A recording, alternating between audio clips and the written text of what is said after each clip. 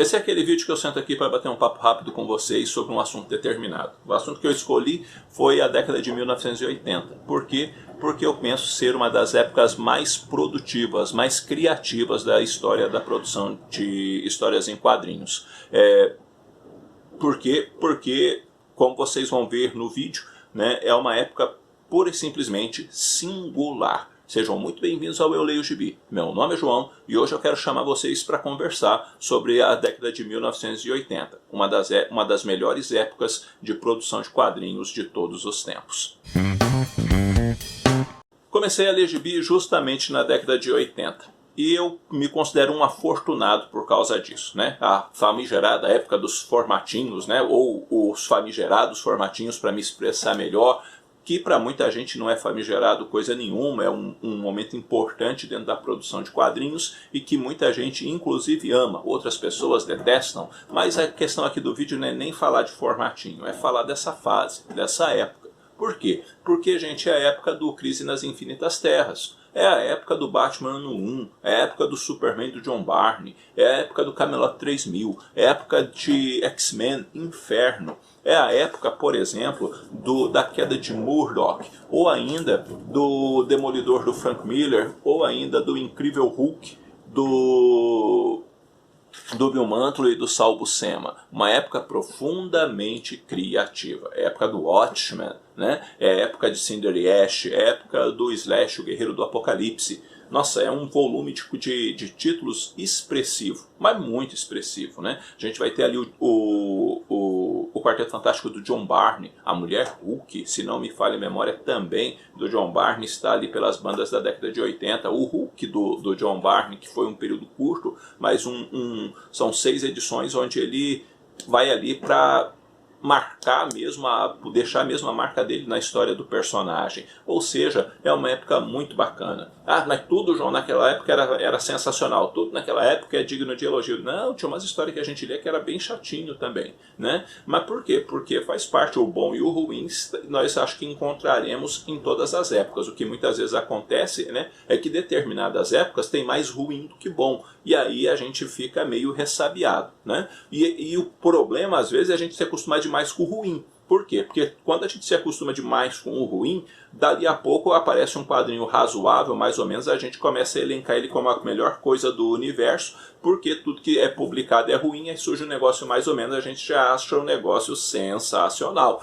quando na verdade não é, né? E não é só a gente pegar e comparar outras fases, por exemplo, de produção de quadrinhos, como por exemplo a década de 80 do século passado. Comecei a ler quadrinhos ali, sim, lá nos formatinhos, e de vez em quando saiu alguma coisinha ali em formato americano, né, já mais voltada aí para edições especiais. Mas, gente, era bom demais, e é uma época tão impactante que, via de regra, são materiais que o pessoal não para de pedir para publicar, né? A gente tem hoje as lendas do universo DC por parte da DC e a coleção histórica Marvel, né? Onde a Panini tem dado uma certa ênfase nesses dois aspectos, tanto na CHM quanto em lendas, e que a gente vê o quê? A gente vê um número cada vez maior de pessoas pedindo mais e mais desses materiais que, na sua maioria ou em boa parte deles, estão situados na década de 80. Por quê? Porque é uma década marcante, é uma década impactante, é uma década onde nós, como leitores de quadrinhos, nos deparamos com histórias boas demais da conta, né?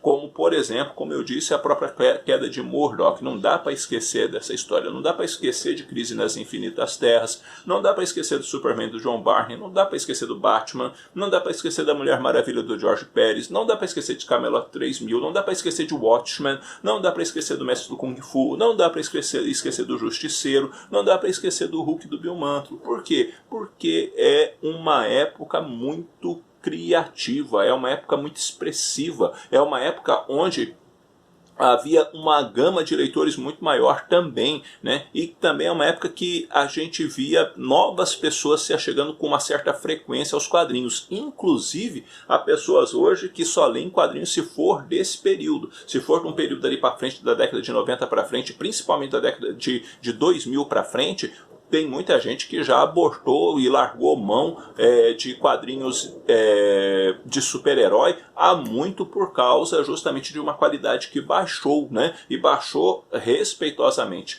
E o problema quando a qualidade baixa é que muitas vezes nós entramos em fases, né, de histórias ruins, e essas fases de histórias ruins, aí surge ali uma história boa no meio dessas histórias ruins, a gente acaba elencando essa história boa ou até razoável, né?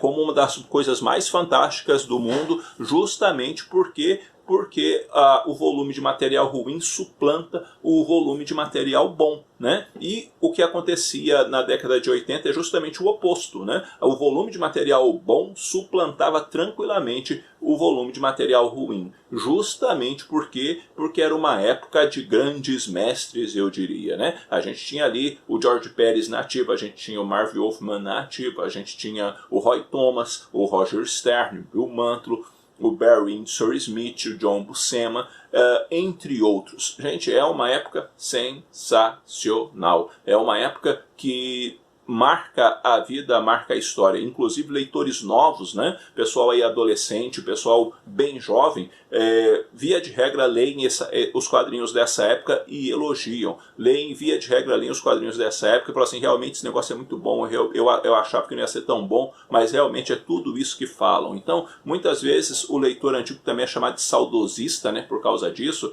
mas se você for colocar o volume de publicações daquilo que realmente marcou época para o volume de hoje, para aquilo que realmente marca a época, cara, 1980 a década de 1980, ela é pura e simplesmente inesquecível, na minha opinião. Por quê? Porque é uma época muito, muito, muito boa. É interessante quando o tempo vai passando, né? Quando a gente vai ler alguma coisa e o termo lenda aparece na frente, né? A lenda George Pérez, a lenda John Barney, a lenda, sei lá, Dennis O'Neil, né, e por aí adiante. Por quê? Porque é o pessoal que estava ali escrevendo e desenhando quadrinho quando eu comecei a ler quadrinho, né? Aí o tempo passa, né? A gente se vê, digamos assim, velho, né? Por causa desse pessoal que virou lenda, né? De tamanha importância e que, se hoje há determinadas bases bem plantadas, né? Muito disso também o responsável é esse pessoal dessa época. Se houve mudanças expressivas dentro das histórias, né, e dentro da forma de se enxergar super-herói, também se deve muito ao que o pessoal fez na década de 80. Sim, a década de 80 é uma década marcante, é uma década inesquecível, é uma década onde muitos, mas muitos das grandes histórias em quadrinhos da Marvel e da DC, entre outras, surgiram ali e, digamos assim, foram cravadas no coração do leitor. O leitor as guarda com carinho no coração, não se esquece delas. Por quê? Porque são histórias expressivas, são histórias marcantes, são histórias bacanas, são fases onde nós vamos lendo uma história atrás da outra e dizendo, esse é bom, esse é bom, esse é bom, esse aqui é ruim. Muitas vezes hoje a gente lê, isso é ruim, isso é ruim, isso é ruim, isso aqui é bom.